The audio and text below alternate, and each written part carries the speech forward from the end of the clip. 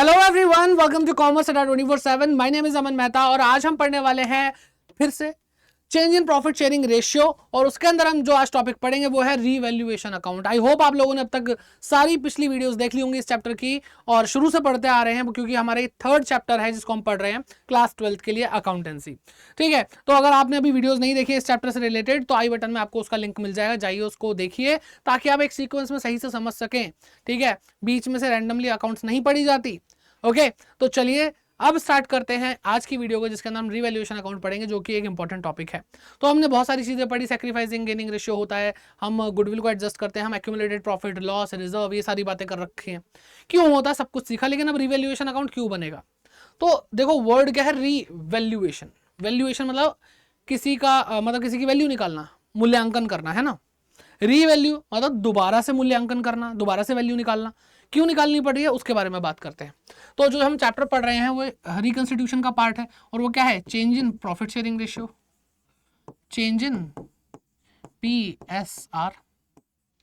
बात समझ में आ रही है? अब देखो, यहां पर जो भी हमने पास्ट में किया होगा, यानी इस डेट पे अगर चेंज आ रहा है प्रॉफिट शेयरिंग रेशियो में, तो उससे पहले जितने भी हमने काम किए हैं, जो भी हमने किया है, जो भी हमारे पास प्रॉफिट पहले का रखा हुआ है, रिजर्व रखा हुआ है, इनफैक्ट अगर मैं बोलूं कि कोई हमारे संपत्ति है, हमारी एसेट है, उसके अंदर भी हमारी साझेदारी होती है सारे पार्टनर्स की।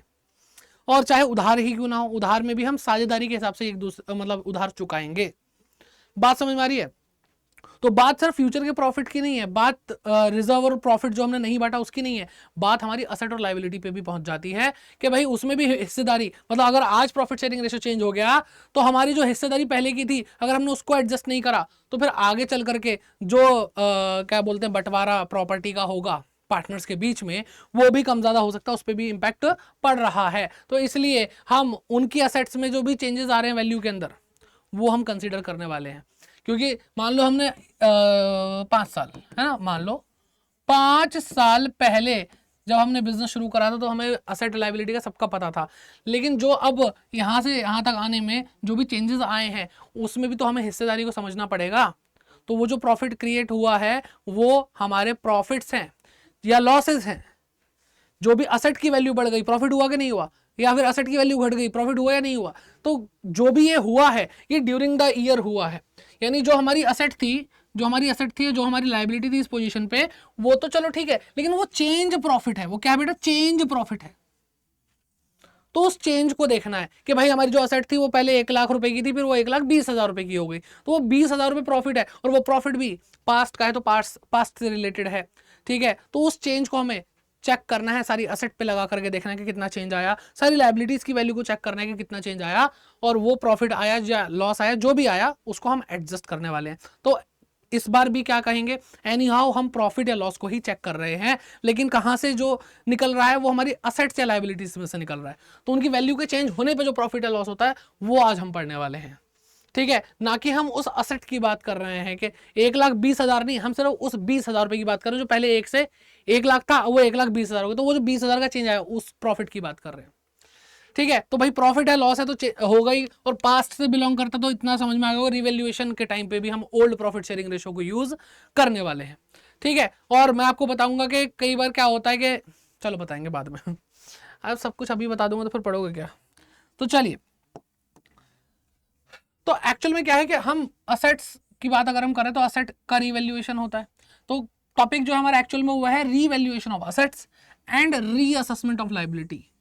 ठीक है, अब चाहे रीवैल्यूएशन असेट का हो चाहे रीअसेसमेंट, असेसमेंट का मतलब भी आंकना ही होता है, तो बस ये शब्दों का खेल है कि लायबिलिटी को रीवैल्यू करने के लिए हम उसको रीअसेस बोलते हैं। ठीक है, बस इतना फर्क है, कोई दिक्कत नहीं है। तो इन सब चीजों के लिए हम क्या बनाते हैं, रीवैल्यूएशन अकाउंट बनाते हैं, या फिर हम इसको और क्या बोल सकते हैं, profit and loss adjustment account भी बोलते हैं। ठीक है, ये प्रिपेयर किया जाता है। ठीक है, और रीवैल्यूएशन प्रॉफिट या लॉस जो भी आता है उसको हम ओल्ड प्रॉफिट शेयरिंग रेशियो में बांटते हैं, क्योंकि मैंने अभी आपको बताया, क्योंकि ये पास्ट का खेल है भाई, पास्ट में हुआ। समझ में आई बात? तो ध्यान रखने वाली क्या बात है कि इन दोनों चीजों के लिए रिवैल्यूएशन अकाउंट बनेगा, जिसको हम profit and loss adjustment account भी बोलते हैं। और जो भी रिजल्ट निकलता है, चाहे प्रॉफिट हो चाहे लॉस हो, उसको हम कैसे बांटेंगे, ओल्ड प्रॉफिट शेयरिंग रेशियो में बांट देंगे। आ गई बात समझ में? अब कुछ जर्नल एंट्री समझ लेते हैं। और मैं एक और बात बता दूं, profit and sorry revaluation account का जो नेचर है वो नॉमिनल है। जैसे पीएल होता था वैसा ही ये भी है, नॉमिनल नेचर का अकाउंट है। चलिए अब इसकी जर्नल एंट्रीज देखते हैं। जर्नल एंट्री देखो, मैंने आपको क्या बोला कि जैसे 1 लाख रुपए की एसेट है वो 1,20,000 रुपए की हो गई, तो जो हम रिकॉर्ड करने वाले हैं वो 20,000, 1 लाख तो पहले से ही रिकॉर्डेड है, अब हम उस चेंज का अमाउंट क्या है 20,000 रुपए, उसको रिकॉर्ड करेंगे। तो असेट की वैल्यू बढ़ेगी तो असेट क्या होती है बेटा, डेबिट होती है, तो 20,000 रुपए क्या हो जाएगा, डेबिट हो जाएगा। असेट की वैल्यू कम होती है तो असेट क्रेडिट होती है, ठीक है। तो असेट अगर डेबिट हुई तो दूसरा अकाउंट क्या है, क्रेडिट क्या होगा, रिवैल्यूएशन। असेट अगर क्रेडिट हुई तो डेबिट क्या होगा, रिवैल्यूएशन। तो हम रीवैल्यू कर रहे हैं और इससे हमें समझ में आ रहा है असेट अगर बढ़ी तो डेबिट हुआ और असेट की वैल्यू बढ़ना अच्छी बात लग रही है हमें, तो रिवैल्यूएशन उस टाइम पे क्रेडिट हो रहा है, तो रिवैल्यूएशन का क्रेडिट होना हमारे लिए प्रॉफिट है। अगर आपको याद रखनी है चीजें तो मैं आपको बता दूं, ठीक है। तो असेट अकाउंट डेबिट, ये हमारी क्या हो रही है, असेट इंक्रीज हो रही है, क्या हो रही है बेटा, असेट इंक्रीज हो रही है। और यहाँ पे देखो क्या लिखा है, इंडिविजुअली। आप जो भी करने वाले हो इंडिविजुअली करोगे, एक एक असेट की वैल्यू जितनी जितनी बढ़ रही है, जैसे बिल्डिंग थी 10 लाख की, वो 12 लाख की होगी तो 2 लाख लिखो, ठीक है। अब ऐसे बिल्डिंग का भी दिया, स्टॉक का भी दिया, तो सारा का सारा जितनी भी असेट है वो कितना बढ़ गई, एक साथ इकट्ठा मत लिख देना भाई, इंडिविजुअली एक एक असेट को रिकॉर्ड करते जाएंगे, एक एक असेट में क्या क्या चेंजेस आए हैं, ठीक है। और असेट के बढ़ने पे, वैल्यू बढ़ने पे हम रिवैल्यूएशन को क्या करते हैं, क्रेडिट करते हैं। तो इसका मतलब क्या, प्रॉफिट की जब प्रॉफिट होता है, खुशी वाली खुशियां आती हैं हमारे जीवन में, तो हम रिवैल्यूएशन को क्या करते हैं, क्रेडिट करते हैं। अब वहीं अगर हम देखें कि एसेट की वैल्यू गिर भी तो सकती है, अगर एसेट की वैल्यू कम हो गई तो इंडिविजुअली जिस जिस एसेट की वैल्यू कम हुई है उसको क्रेडिट करो एक एक करके, और वो सारा अमाउंट कहाँ जाएगा बेटा, रिवैल्यूएशन अकाउंट के डेबिट साइड पे जाएगा। तो डेबिट कब होता है रिवैल्यूएशन अकाउंट, जब दुख की घड़ी होती है। ओके, सिंपल है। चलिए अब ये तो हमने एसेट और लायबिलिटी का पढ़ लिया, दो ही तो हो सकता है, तो एसेट बढ़ेगी या कम होगी। ऐसे ही लायबिलिटी के लिए देख लेते हैं कि लायबिलिटी जब इंक्रीज होती है, लायबिलिटी इंक्रीज होती है तो हम क्रेडिट करते हैं, ठीक है। और इंडिविजुअली होगा जो होगा, मैं बार बार रिपीट नहीं करूंगा इस चीज को, है ना बेटा। अब लायबिलिटी इंक्रीज हो रही है, अच्छा लग रहा है आपका, उधार बढ़ गया, नहीं भाई, लोन बढ़ता चला जा रहा है, उधारी बढ़ती जा रही है, कर्जे में डूबते जा रहे हैं हम, अच्छी बात है क्या, नहीं। तो ये क्या है, हमारे लिए नुकसान है, इसलिए हम क्या कर रहे हैं बेटा, रिवैल्यूएशन को डेबिट कर रहे हैं। और यहाँ पे अगर लायबिलिटी कम हो जाए तो बहुत अच्छी बात है, तो भाई ये खुशियों की बात है, हमने अपना कर्जा चुका दिया, तो अब रिवैल्यूएशन क्या हो जाएगा, क्रेडिट हो जाएगा। तो बहुत सिंपल सा फंडा है, इस तरीके से हम इसको करते हैं। तो ये असेट और लायबिलिटी की बात हो गई, लेकिन कुछ बातें और हैं। ऐसा भी तो हो सकता है कि आपकी बैलेंस शीट के अंदर जितनी असेट है आपने उतनी तो लिख रखी है, लेकिन एक असेट थी जो थी ही नहीं, हमने बैलेंस शीट में लिखी नहीं, अनरिकॉर्डेड असेट। आपने ऑफिस की सफाई करी, उसमें आपको क्या कहते हैं 2000 के नोटों का एक बंडल मिला जिसमें 1 लाख रुपए थे। या फिर मान लो आपने आपका गैरेज है, गैराज है, ठीक है, गैराज है, वहां पे आप करते हो भाई बहुत सारा काम, वहां पे टार्जन द वंडर कार खड़ी थी, वो आप, है ना, वो छुपी हुई थी, आपको अनरिकॉर्डेड असेट बैलेंस शीट के अंदर नहीं लिखी, तो यहाँ पे फुल वैल्यू आ जाती है। क्या आती है बेटा, क्योंकि बैलेंस शीट के अंदर तो 0 रुपीज है, ये जो असेट है बिल्कुल 0 है। तो अब हमें जब वो मिल गई और अगर हम उसको रिकॉर्ड कर रहे हैं तो बैलेंस शीट के अंदर हम फुल वैल्यू दिखाने वाले हैं, कितना बेटा, फुल वैल्यू दिखाने वाले हैं, ठीक। तो असेट बढ़ रही है ना, एक तरह से असेट बढ़ती है, डेबिट होता है, रिवैल्यूएशन क्या होता है, क्रेडिट हो जाता है।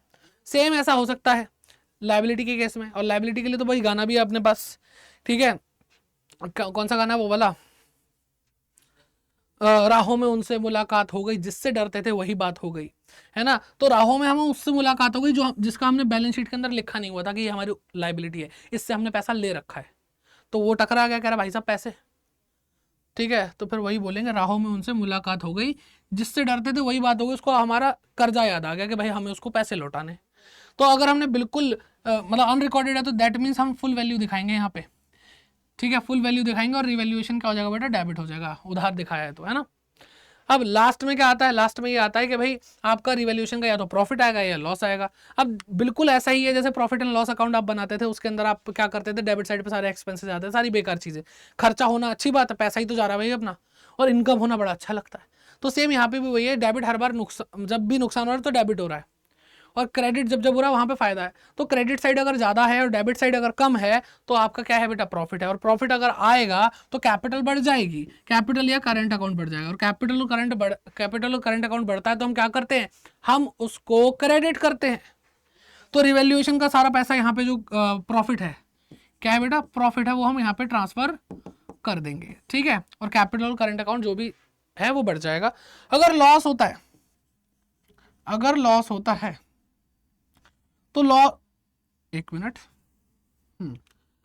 अगर लॉस होता है तो फिर लॉस होने पे कैपिटल कम होती है, और कम होती है तो डेबिट करते हैं कैपिटल करंट अकाउंट को, तो ये अमाउंट पार्टनर के कैपिटल या करंट अकाउंट में आ जाएगा। बात समझ में आ गई। ईजी है, आसान है, बहुत बढ़िया है। अब इसको थोड़ा सा आगे बढ़ते हैं कि भाई यहाँ पे जब हम रीवैल्यूएशन कराते हैं तो भाई देख, मान लो कि आपका स्टॉक है, आप क्या करते हो भाई, आप मान लो पेट्रोल बेचते हो, अल हबीबी है ना, आप क्या हो, शेख हो कहीं सऊदी अरेबिया के। अब आपका स्टॉक है, स्टॉक की वैल्यूएशन आपको पता है भाई, वहाँ पे जो भी उस फील्ड से रिलेटेड लोग हैं, इंजीनियर्स वगैरह जो भी हैं, XYZ साइंटिस्ट वाइंटिस्ट, जो उस चीज़ को जानते हैं उसकी वैल्यू निकाल सकते हैं। अब अगर मान लो मेरा मेरा काम क्या कहते हैं, मैं क्या करता हूँ, मैं जो भी प्रोडक्ट बेच रहा हूँ उसमें डायमंड लगा हुआ है या फिर गोल्ड लगा हुआ है, तो भाई सुनार की जरूरत है, सुनार बताएगा इसकी वैल्यू क्या है, मुझे थोड़ी ना पता है। अगर मैं अपनी बिल्डिंग बेचना चाहता हूँ तो मुझे थोड़ी पता है, आर्किटेक्ट को पता होगा, बिल्डर्स को पता होगा। तो वो हमारी असेट की उस टाइम की करंट जो वैल्यू है उसको निकालने में हमारी मदद करते हैं। तो उसके बदले वो भाई खर्चा पानी तो लेंगे ही ना, है ना, हवा में थोड़ी ना जीते हैं वो, उनको भी पैसा चाहिए होता है, उनका कमाने का जरिया वही है। तो वहां पर क्या होगा बेटा, रीवैल्यूएशन एक्सपेंसेस होंगे, ठीक है, एक्सपेंसेस ऑन रीवैल्यूएशन। ठीक है, अब कैसे होते हैं उसके बारे में बात करते हैं। तो रेम्यूनरेशन पेड टू पार्टनर, हमने एक पार्टनर को बोला भाई एक काम कर, तू हमसे 10,000 रुपये ले और अपने आप देख ले, रिवैल्यूएशन का जो भी खर्चा होता है कि जिससे करवाना उससे करवा, तेरे को हम पैसे दे रहे हैं, तो उसको पैसे देंगे, उसकी कैपिटल करंट अकाउंट बढ़ जाएगा, बढ़ा दिया। और रिवैल्यूएशन का एक्सपेंस होता है, एक्सपेंस हमेशा क्या होता है, डेबिट होता है, ठीक है, तो इसलिए वहां पे रिवैल्यूएशन अकाउंट को लिख रहे हैं, समझ जाओगे। Born bye partner and paid by firm, कि अगर पार्टनर ने बोल दिया कि भाई मेरा खर्चा है रिवैल्यूएशन, तुम टेंशन मत लो मेरा खर्चा है, तो भाई जब उसका खर्चा ही नहीं है, फर्म का खर्चा ही नहीं, तो फर्म अपना खर्चा रिकॉर्ड करेगी नहीं। दोनों मतलब डेबिट भी देख लो क्रेडिट भी देख लो, कहीं पे भी एक्सपेंसेस को डेबिट नहीं किया गया है, क्योंकि पार्टनर ने बोल दिया ना मैं बियर कर लूंगा, मैं झेल लूंगा इस खर्चे को, तुम्हारा है ही नहीं, मेरा खर्चा है। लेकिन फिर भी उसके ये कहने के बाद भी अगर फर्म को पे करना पड़ जाता है या फर्म पे करती है, तो फर्म का कैश या बैंक तो जाएगा और फर्म का कैश या बैंक जाएगा तो वो कम हो जाएगा, ठीक है, डिक्रीज होता है, कैश या बैंक डिक्रीज होता है, तो क्या करते हैं बेटा, हम क्रेडिट करते हैं। और पार्टनर ने बोला था कि भाई ये मेरा खर्चा तुम्हारा खर्चा नहीं है, फिर भी फर्म को पे करना पड़ेगा, फर्म बोलेगी चल इसकी कैपिटल उड़ा दो, इसने बोला था ना ये पैसा देगा तो इसकी कैपिटल कम कर दो, हमने पैसा पे किया, तो आई बात समझ में। एंड लास्ट जो सबसे ज्यादा देखा जाता है, incurred and paid by firm, firm ने बोला भाई हमारा खर्चा ही है, हम ही पे करेंगे, ठीक है, तो लो भाई अब हमारा खर्चा तो रिवैल्यूएशन डेबिट, यानी ये जो रिवैल्यूएशन क्या है, ये रिवैल्यूएशन एक्सपेंसेस के लिए आया है, और कैश या बैंक जा रहा है क्योंकि फर्म ही पे कर रही है, तो क्या हो जाएगा बेटा, कैश या बैंक अकाउंट क्रेडिट हो जाएगा। तो बहुत सिंपल है, सरल है, एक बार शक्ल भी देख लेते हैं कि रिवैल्यूएशन अकाउंट आपको दिखता कैसा है।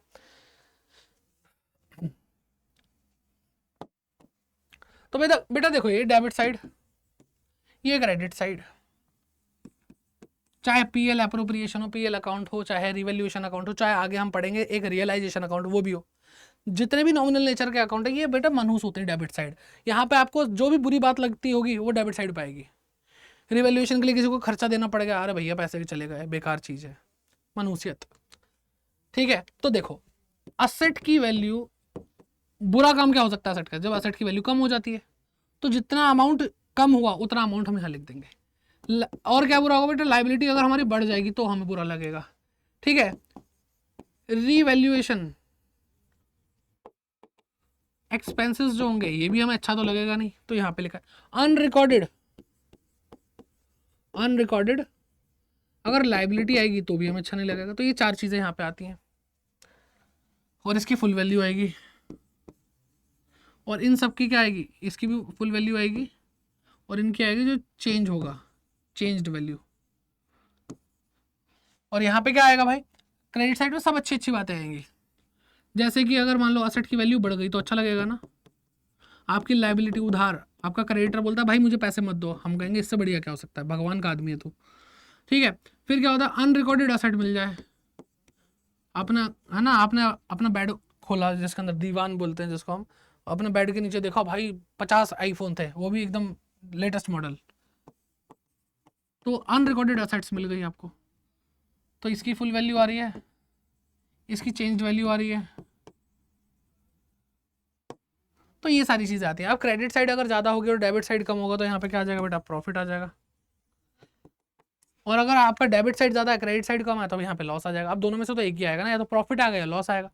आई होप आपको समझ में आ रहा होगा अच्छे से। कोई भी दिक्कत है परेशानी है, कमेंट सेक्शन आपका है बेटा, जाओ देखो पूछो, डाउट रखोगे तो भाई हमारे पढ़ाने का फायदा क्या है, मन में मत रखो, शर्माने की जरूरत नहीं है, सीखने में कोई शर्म नहीं होती, ये बात हमेशा ध्यान रखना। अगर आपको जीवन में सीखना है तो आपको ये नहीं देखना आपको कौन क्या बोल रहा है, आपको ये देखना है कि मुझे समझ में आया या नहीं आया। और अगर आप भाई ऑनेस्टली पढ़ रहे हो और आप पूछ भी रहे हो, that means you are respecting our efforts. आप हमारे जो एफर्ट्स है, पूरी टीम के एफर्ट है, उनकी रिस्पेक्ट रख रहे हो। ठीक है, तो कमेंट सेक्शन आपका है, प्लीज़ उसमें अगर आपकी कोई कंफ्यूजन होती है तो ज़रूर पूछें। और फीडबैक भी आप क्लासेस का ज़रूर देते रहिए, क्योंकि उससे हमें मोटिवेशन मिलता है कि, और मोटिवेशन मिलेगा या इंप्रूवमेंट मिलेगा। अगर आप कुछ कमी बताएंगे तो हम उस चीज़ को ठीक करेंगे, और अगर आप कोई अच्छा फीडबैक देंगे तो भाई हमें मोटिवेशन मिलेगा, हम और ज़्यादा मेहनत करेंगे आप लोगों के लिए। ठीक है, तो ये सारा फंडा था। चलिए अब एक क्वेश्चन कर लेते हैं। आई होप आप लोगों को यहाँ तक कॉन्सेप्ट तो क्लियर है, तो क्वेश्चन करने में भी कोई दिक्कत नहीं आएगी। बहुत प्यारा क्वेश्चन है। ठीक है, देखने में अच्छे नहीं लगते होंगे क्वेश्चन, लेकिन प्यारे तो है। ए, एम और पी 3 पार्टनर है भाई, इनका प्रॉफिट शेयरिंग रेशियो क्या है बेटा? 3-2 का रेशियो, सॉरी 5-3-2 का रेशियो है। बैलेंस शीट उनकी गिवन है, कैपिटल दे रखी है ए एम पी की। ओके, जनरल रिजर्व दे रखा है, वर्कमैन कंपनसेशन रिजर्व दे रखा है, सन्ड्री क्रेडिटर दे रखा है, land and building, machinery, stock, bills receivable, sundry debtors, okay, sundry debtor, cash in hand, cash at bank दे रखा है। Okay, they decided to share profit and losses in the ratio of 2-1। तो इन्होंने भाई profit sharing ratio change कर लिया, 5-3-2 से 2-2-1 हो गया। और कह रहे हैं कि भाई इन्होंने एग्री किया है कि लैंड एंड बिल्डिंग जो है उसकी वैल्यू 10% एप्रिशिएट मतलब बढ़ा दी जाएगी। डेप्रिशिएट का उल्टा एप्रिशिएट होता है। ठीक है, फिर कह रहे हैं मशीनरी की जो वैल्यू है डेप्रिशिएट हो जाएगी 15% से। चलो भाई, तो अब आपको पता चल रहा है कैसे क्वेश्चन आते हैं, तो अभी आप कर भी लोगे मेरे साथ साथ। फिर स्टॉक की बात करते हैं। स्टॉक पहले क्वेश्चन आराम से पढ़ लो, इसलिए मैं चाहूँ तो साथ साथ कर सकता हूँ। ठीक है, स्टॉक भी इंक्रीज्ड 2, बेटा ये ध्यान रखना, 2 का मतलब जो भी वैल्यू आपको बैलेंस शीट में दी है वो वैल्यू अब 1 लाख रुपए तक हो गई है। क्या बेटा? 1 लाख रुपए तक हो चुकी है। अगर यहाँ पे लिखो तो बाय, तो इसका मतलब जो भी वैल्यू वहां दी है उसमें 1 लाख रुपए और इंक्रीज हो गया है। तो 2 लिखा है तो इसका मतलब क्या है कि देखो स्टॉक क्या है 90,000, तो वो 1 लाख के हो गए, नहीं 10,000 रुपए बढ़ा है। अगर बाय लिखा होता कि भाई 1 लाख रुपीज, दैट मीन्स कि वो 90,000 की थी, 1 लाख और बढ़ गया, नहीं अब उसकी वैल्यू 1,90,000 है। तो 2 और बाय में बेटा ध्यान रखना बहुत जरूरी है, 2 और बाय इन दोनों चीजों का ध्यान रखना। ठीक है भाई, क्वेश्चन को है ना जमीन आसमान का फर्क दिला देगा अगर आपने ध्यान से नहीं किया तो। Okay, a provision for doubtful debt be created at the rate 5% on sundry debtor. जितने भी सन्ड्री डेटर है उसका 5% आप क्या बनाओगे बेटा? प्रोविजन फॉर डाउटफुल डेट बनाओगे। एक क्रेडिटर ऑफ ₹5,000, एक क्रेडिटर है 5,000 रुपए का, जो is not to claim dues. कह रहे जो मेरा उधार था मुझे नहीं चाहिए। इतना अच्छा इंसान है।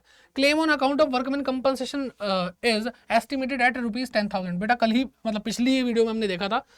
तो क्या करो बेटा, अब मुझे यहाँ पे बताया वर्कमैन कंपनसेशन जो है वो 10,000 रुपए का क्लेम आया है। क्या करेंगे? ठीक है बेटा, क्या करेंगे? रिवैल्यूएशन की बात अगर हम करें तो उसमें क्या इंपैक्ट आएगा नहीं आएगा, ये सोच के चलना। अच्छा पॉइंट है। जब तक मैं क्वेश्चन कहूँगा तब तक आप दिमाग में ले आना कि इसका होगा क्या। And expenses of ₹2,000 was paid by the firm for getting the value of the land and building। अब भाई लैंड और बिल्डिंग की वैल्यू जानने के लिए certified from the chartered engineer, जो भी इंजीनियर है उससे क्या कहते हैं हमने पूछा, वैल्यूएशन निकलवाई उसको। ठीक है, 2,000 रुपए की दक्षिणा दी। Prepare revaluation account. चलो भाई एक एक करके शुरू करते हैं। तो सबसे पहले लैंड एंड बिल्डिंग के बारे में दिया था कि 10% बढ़ गई, तो बेटा ये क्या है 2,60,000 रुपए इंक्रीज हो गई, 10% यानी 26,000 रुपए इंक्रीज हो गए। और भाई ये खुशी की बात है तो किधर लिखी जाएगी? ये क्रेडिट साइड पे लिखी जाएगी। तो लिखो बाय लैंड एंड बिल्डिंग कितना? 26,000। ठीक, फिर लिखा मशीनरी भी डेप्रिशिएटेड बाय 15%। मशीनरी की वैल्यू क्या है बेटा? 3,50,000। 3,50,000 इसका निकालो क्या? 15%। 0 से 0 गए, 0 0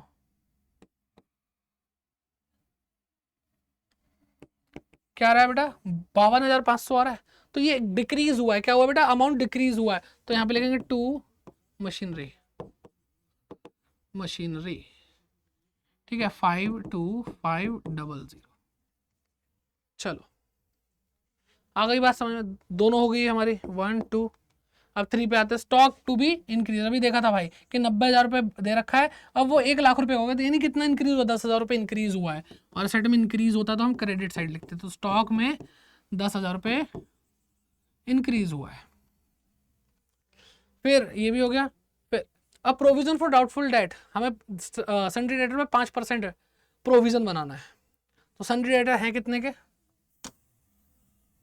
सन्ड्री डेटर है हमारे पास 1,00,000 रुपए के, तो 1,00,000 की बात करें तो 5,000 रुपये हमारा प्रोविजन बना। प्रोविजन एक लाइबिलिटी क्रिएट हो रही है या उसकी वैल्यू आ रही है, तो हम यहाँ पे लिखेंगे तो प्रोविजन फॉर डाउटफुल डेट, ठीक है, 5,000 रुपये, ये भी हो गया। फिर आता है क्रेडिटर ऑफ ₹5,000, उसने बोल दिया भाई मुझे क्लेम चाहिए ही नहीं, ये भाई हमारी लाइबिलिटी गायब हो गई, खत्म हो गई, अच्छा लग रहा है हमें, तो बाय क्रेडिटर कितने रुपए बच गए बेटा, 5,000 रुपये बच गए। फिर मैंने आपको बोला था सोच के रखना, जिसने सोच लिया भाई कमेंट करके बता देना। अब देखो यहाँ पे क्या है, वर्कमैन कंपनसेशन के बारे में बात हो रही है, तो पहले हम देख लेते हैं। बैलेंस शीट में हमें रिजर्व देखा 30,000 रुपये का, 30,000 में से 10,000 रुपये तो क्लेम चला गया, 10,000 रुपये क्लेम चला गया तो कहाँ चला जाएगा भाई, दे देंगे उसको, इसका कोई रिवैल्यूएशन पे इम्पैक्ट है ही नहीं। बाकी जो 20,000 बचा वो पार्टनर्स के कैपिटल अकाउंट में चला जाएगा, ओल्ड प्रॉफिट शेयरिंग रेशियो में पिछली क्लास में हमने सीखा था, तो रिवैल्यूएशन पे तो कोई इम्पैक्ट ही नहीं पड़ा। रिवैल्यूएशन पे कब इम्पैक्ट पड़ता, रिवैल्यूएशन पे तब इम्पैक्ट पड़ता कि 30,000 रुपये का रिजर्व है और हमारा जो क्लेम आया वो 35,000 आया, तो 5,000 रुपये रिवैल्यूएशन अकाउंट में डालते, लेकिन ऐसा कुछ है ही नहीं, तो इसका कोई इम्पैक्ट नहीं होने वाला, ठीक है। तो 6 पॉइंट का है, वर्कमैन कंपनसेशन का कोई इम्पैक्ट नहीं होने वाला। 7 पे आते हैं, तो हमने 2,000 रुपये क्या करा बेटा, रिवैल्यूएशन एक्सपेंसेस दिए 2,000 रुपये, ठीक है, तो दिए, अच्छा तो लग नहीं रहा होगा, तो लिखो यहाँ पे टू कैश या बैंक, जो भी आप लिखना चाहो, 2,000 रुपये। अब बेटा देख करके साफ साफ पता चल रहा है कि ये पलड़ा भारी है, टोटल कर लो इसका, ठीक है, 5 और 2 7 जोड़ दो भाई, 59,500 आ रहा है, 59,500 आ रहा है। इधर टोटल करो, 26 और 10 36 और 5 41,000 आ रहा है, तो 59,500 में 41,000 जोड़ेंगे, 500 8, तो बेटा 18,500 का लॉस आ रहा है, तो हम क्या लिखेंगे बेटा, बाय रीवैल्यूएशन लॉस। कौन कौन पार्टनर है, AMP, ठीक है, और ये जो लॉस आएगा वो भी हम ओल्ड PSR यानी 5 3 2 में बांटेंगे, AMP 18,500 और 59,500 यहाँ पे हमने दिखा दिया। चलिए अब 18,500 को 5 3 2 में बांटते हैं, 18,500 5/10, 18,500 3/10, 18,500 2/10, 0 0 कैंसिल कर देते हैं और 0 5 2, तो 9250 रुपये यहाँ पे आ गए A के लिए, ठीक।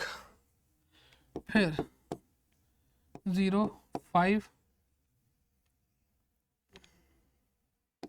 5 5 क्या आ गया, 5,550 रुपये आ गया। फिर इसको 0 0 गया और यहाँ पे क्या आया, 0 0 7 3, तो 3,700 रुपये यहाँ पे आ गया। आई होप कोई मिस्टेक नहीं करी मैंने कैलकुलेशन में, ठीक, और यहाँ पे टोटल करोगे तो आपका 18,500 आ जाएगा, ठीक है। तो बहुत सिंपल था, आसान था, आपने एक क्वेश्चन करके भी देख लिया। अब बेटा कहानी थोड़ा सा पलटते हैं और बात करते हैं एक और इसी कॉन्सेप्ट के अंदर एक घुमाऊ चीज़ की, और वो आपको इस क्वेश्चन के थ्रू में सिखाने वाला हूँ। क्वेश्चन पढ़ो फिर मजा आएगा, तब समझ में आएगा अच्छा नया क्या है। ABC 3 पार्टनर है, प्रॉफिट शेयरिंग रेशियो इनका 5 3 2 है, अच्छा जी। They decided to share future profit and losses in the ratio of 2 3 5, कह रहे 2 3 5 कर देंगे इसका तो हम। With the effect from 1st April 2018, they also decide to record the effect of the following revaluation without affecting, oh my god, कह रहे हैं उन्होंने रिकॉर्ड करा। बेटा ये लाइन पढ़ना बहुत मजेदार है, आपके कॉन्सेप्ट जो अभी तक पढ़े हैं उससे अपोजिट चल रही है। कह रहे हैं कि they also decide to record, उन्होंने कहा रिकॉर्ड करेंगे इफेक्ट को ऑफ द फॉलोइंग, यानी जो भी चेंजेस आ रहे हैं फॉलोइंग इफेक्ट को, ठीक है, without affecting the book value.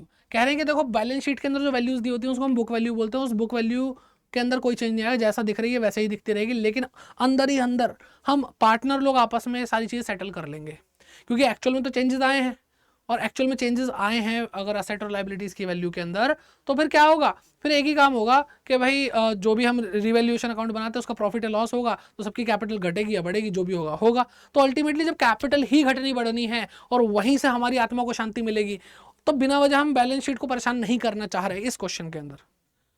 तो इस केस में हम क्या कर सकते हैं बेटा, दो तरीके हैं, या तो हम स्टेटमेंट बना के काम करें, ठीक है, और एक जर्नल एंट्री पास कर दें, या फिर हम मेमोरेंडम रिवैल्यूएशन अकाउंट बनाते हैं। तो मेमोरेंडम रिवैल्यूएशन अकाउंट तो हम बाद में कभी देखेंगे, आज हम स्टेटमेंट वाला क्वेश्चन एक करके देखते हैं, ठीक है। तो सबसे पहले तो ये देखो कि भाई अल्टीमेटली हमारी जो भी वैल्यूएशन हुई है, रिवैल्यूएशन हुई है, उसमें हमारा प्रॉफिट हो रहा है या लॉस हो रहा है, नेट इफेक्ट क्या आ रहा है, ठीक है। तो land and building, plant and machinery and creditor और आउटस्टैंडिंग एक्सपेंसेस आपको गिवन है। पास नेसेसरी सिंगल एडजस्टमेंट, कह रहे एक एडजस्टमेंट कर दो। अब बेटा आप बुक देखोगे तो उसके अंदर आपको स्टेप्स दिए होंगे, अल्टीमेटली काम भी हम वो करने वाले हैं, लेकिन याद करने की जरूरत क्या है, जब कॉमन सेंस है, स्टेप तो ऐसे रट्टा लगाने पड़ते हैं जैसे पता नहीं क्या कौन सा बहुत बड़ी चीज है। बेटा कॉमन सेंस वाली बातें हैं, तो मैं उस चीज को स्टेप के दायरे में नहीं रखना चाहता, ठीक है, मैं आपको एकदम स्वतंत्र रखना चाहता हूँ इन सब चीजों से। तो भाई देखो सिंपल सी बात है कि अगर वैल्यू बढ़ रही है तो हमारे लिए पॉजिटिव चीज है, वैल्यू घट रही तो हमारा लॉस है, लॉस माइनस करते हैं। तो एक स्टेटमेंट बनाते हैं, लिखो भाई, calculation of net effect of revaluation. बिना अकाउंट बना पहले तो हम ये देख लेते हैं कि प्रॉफिट हुआ या लॉस हुआ।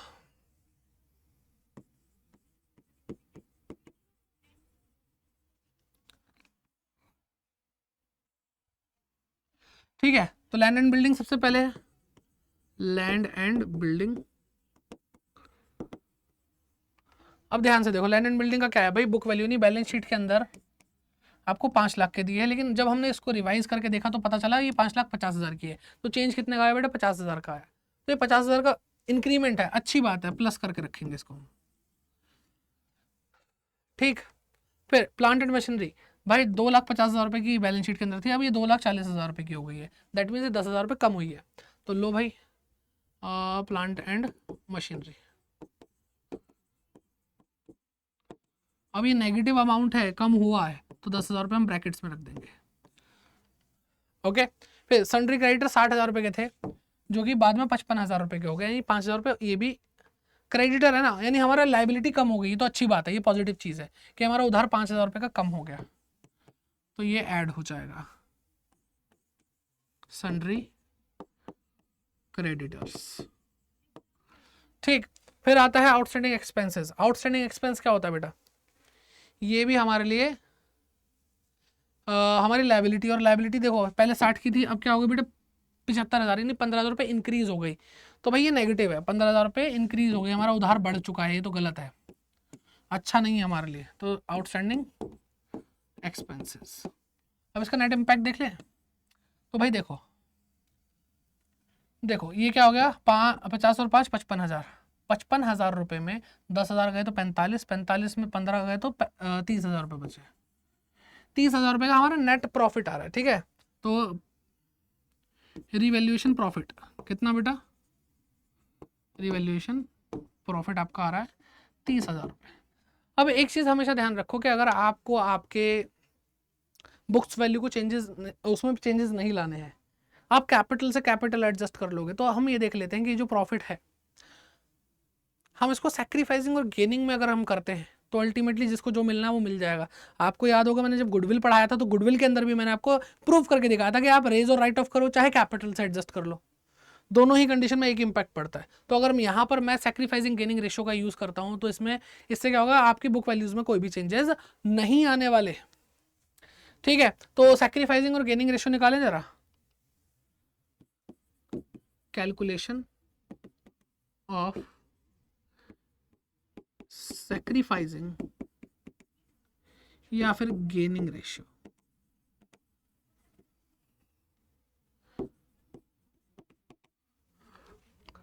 कौन है भाई, ABC है, 5 3 2 और 2 3 5, तो A B और C, ओल्ड माइनस नहीं होता है, तो 5/10, 3/10 और 2/10, तो 5 3 2 हो गया। अब 2 3 और 5 कर देंगे। अब इधर देखो 3/10 में 3/10 जाएगा तो 0 बचेगा, इसने कोई सेक्रीफाइस नहीं करा, कोई गेन नहीं करा। अब अगर हम इसको देखेंगे तो 10 तो एलसीएम आ ही रहा है, तो 3/10 क्या हो रहा है बेटा, सेक्रीफाइस हो रहा है इसका। और यहाँ पे देखेंगे तो माइनस का 3/10 आ रहा है, यानी इसका गेन हो रहा है। तो अल्टीमेटली जो इम्पैक्ट है, ठीक है, जो इम्पैक्ट है वो क्या है बेटा, 30,000 रुपये का आपका जो प्रॉफिट आया है उसका 3/10 ले लेंगे। 3/10 लेंगे, क्या आएगा बेटा, 9,000 आएगा। 9,000 आएगा। अब जो गेन कर रहा है यानी सी, वो कंपनसेट करेगा किसको बेटा, वो कंपनसेट करेगा ए को जिसने सेक्रीफाइस किया है। तो एक जर्नल एंट्री मांगी थी, हम करके दिखा देते हैं और हम लिखेंगे C's capital account debit to ए's capital account and amount is 9,000। ठीक है, तो ये आपका आंसर हो गया। ठीक है, ये आपका आंसर हो गया। तो इस तरह से बहुत सिंपल सिंपल चीज़ें हैं, आप थोड़ा सा ध्यान लगाओगे, कुछ भी मुश्किल नहीं है। प्रैक्टिस करो, अच्छे से पढ़ो, क्वेश्चंस करके देखो, जब कॉन्सेप्ट पढ़ लो, क्लासेस आप लोगों के लिए लग रही हैं तो फिर मज़ा ही आ जाएगा ना। तो बस ऐसे ही पढ़ते रहो, आगे बढ़ते रहो। वीडियो अगर अच्छी लगी है तो भाई लाइक ज़रूर करें, और अगर आपको हमारे साथ जुड़ना है, क्लासेस लेनी है और तैयारी को एकदम भरपूर अच्छा करना है, तो आप क्या कर सकते हैं, आप अड्डा 24/7 ऐप डाउनलोड कर लीजिए, या फिर अगर आप चाहते हैं गूगल के थ्रू हमारे तक आना, तो गूगल पे डालिए अड्डा 24/7। जैसे ही आप अड्डा 24/7 डालेंगे, आपको सबसे ऊपर ऑफिशियल वेबसाइट दिख जाएगी www.adda247.com। हमने क्लिक करा तो आपको ये इंटरफेस दिख रहा है, हमारी ऑफिशियल वेबसाइट है।